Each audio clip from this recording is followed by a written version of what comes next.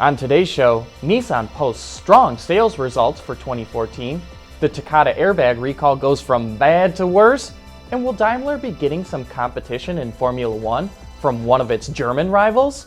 All that and more coming right up on Autoline Daily.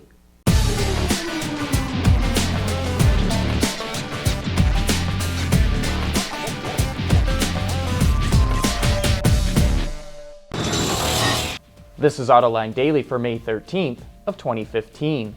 Thanks to strong sales in North America and Western Europe, Nissan posted solid results for its 2014 full-year earnings. The company sold 5.3 million vehicles, a 2.5% gain compared to the year before. Its revenues jumped 8.5% to $104 billion. The company's operating profit hit $5.4 billion, up 18%, and Nissan's net profit was $4.2 billion, a gain of over 17%. In addition to the boost in sales, the increase in revenue and profits was also helped by the weak yen, and Nissan expects the momentum to continue this year. It forecasts that sales will hit 5.5 million vehicles, thanks to the introduction of several key models. Speaking of Nissan, it just expanded its recall involving Takata airbags, along with Toyota. Bloomberg reports that Nissan is recalling over 1.5 million vehicles globally, and Toyota is adding 5 million more to the list.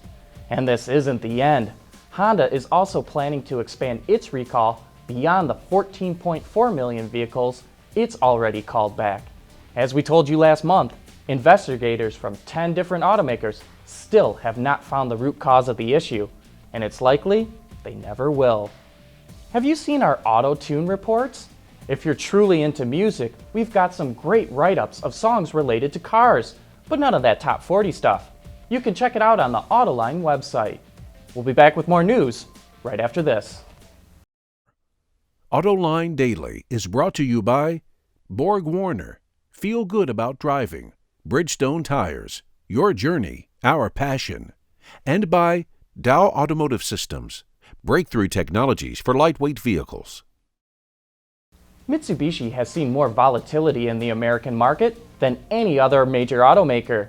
In 2002, Mitsubishi sold an impressive 345,000 cars in the US, but by 2009, that plummeted to only 54,000. We've never seen an automaker implode so quickly. But now things look like they might be on the mend.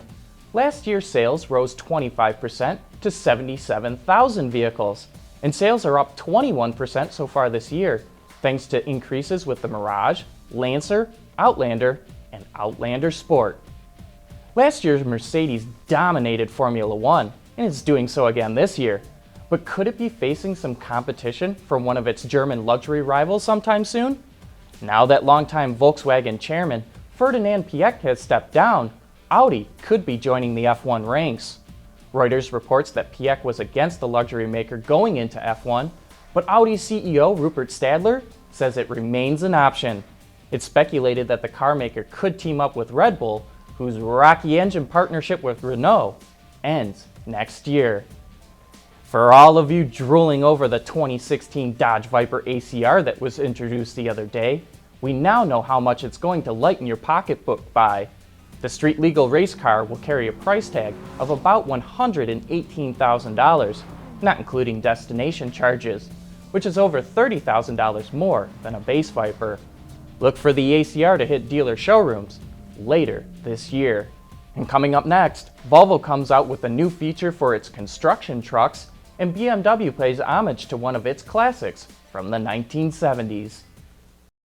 For the people at Dow, racing is a sport and a science. We enjoy one and learn from the other.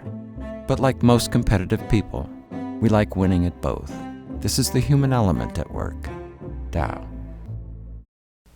Last week, Daimler made a big announcement about testing autonomous semi-trucks in Nevada, and now Volvo Trucks is coming out with its own unique feature, although it's not quite as revolutionary. It's the first manufacturer to offer all-wheel drive with automatic traction control for construction trucks. The front axle is used only when needed. When sensors in the rear wheels detect that it's losing traction, all-wheel drive is instantly engaged. A dog clutch transfers power from the front axle without losing torque or speed. Not only does it make driving easier, it also helps reduce fuel consumption and wear and tear compared with front-wheel drive trucks. The system is currently used on Volvo construction equipment and is now standard on its FMX truck. On May 22nd, BMW is going to pull the wraps off a wild-looking concept called the 3.0 CSL Homage. It's the automaker's tribute to the 3.0 CSL from the 1970s. As you can see from the teaser shot, this thing is going to have some bold features. And even though you can't see them, BMW says the front fenders and roof will be equally as distinctive. And with extensive use of carbon fiber, I think I even see a little nod at the BMW i8 around the rear taillight. This is not just some beauty queen though. The interior has been stripped down to only elements that are structural or driving related. It's going to be interesting to see this car in its full Monty. And make sure you tune in for this week's Autoline After Hours. Our special guest is Travis Hester, the Executive Chief Engineer of the Cadillac CT6. So if you've got any questions about Cadillac's new flagship sedan, send your questions to viewermail at autoline.tv. That's this Thursday at 3 p.m. Eastern Time on our website, autoline.tv. Thanks for watching, and we'll be back tomorrow with the latest automotive news.